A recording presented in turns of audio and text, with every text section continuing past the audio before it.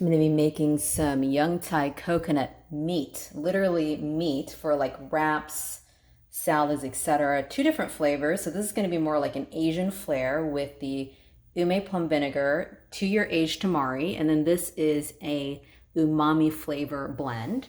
So that's going to go on this. And then we've got some apple cider vinegar, some black salt, pepper blend, and the shepherd herb mix, which kind of tastes like maybe Italian sausages. So I'm really excited about that. Throwing it into this little mini dehydrator. I'll probably do some for dinner, so maybe a couple hours, and then the other one I'll go maybe for several hours and see what the changes in texture are like. But I'm really curious which one I'm going to like more. I have a feeling the one that's going to be a little bit more dehydrator is going to be more concentrated in the flavors, but the one that's less dehydrated will retain more of the water content.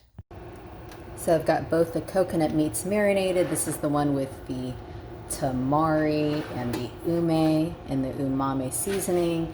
That's one with the shepherd seasoning. It smells so good. It looks pretty bland, but it smells so good. And you can hear how loud the dehydrator is. Not too bad, right? So I put it on 130 for 5 hours. I'll grab this probably in about 1.5 or 2 hours. And the reason why I do 130 is because it warms it up much faster, and you can actually temp. I have this laser temperature, right? You can see 75. You can probably go 130 for maybe 1 to 2 hours, if not more, and the food will actually not turn to 130 just because the food is already cold. It's going in there, the whole thing has to warm up. So, you know, most people try to do it around the 115, but you can definitely experiment with this when you have the laser thermometer.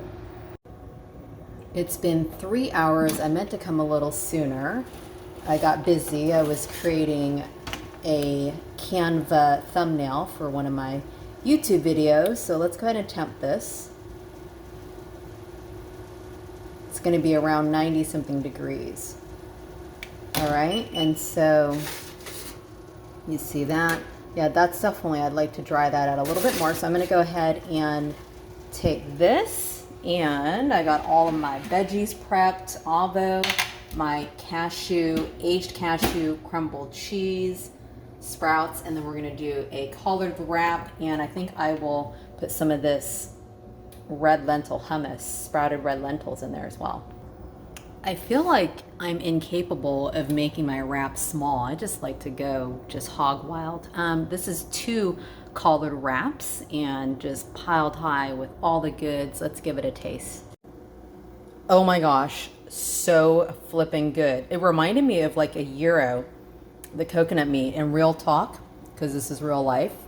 Some of it fell out from the bottom, but for some reason, I rather have like a messy AF huge wrap than like a little tiny wrap. And like I always say, the key thing with raw and living foods is fresh herbs. I had mint, Thai basil, cilantro, and scallion. But the thing that pops the most is that Thai basil. So, oh my gosh.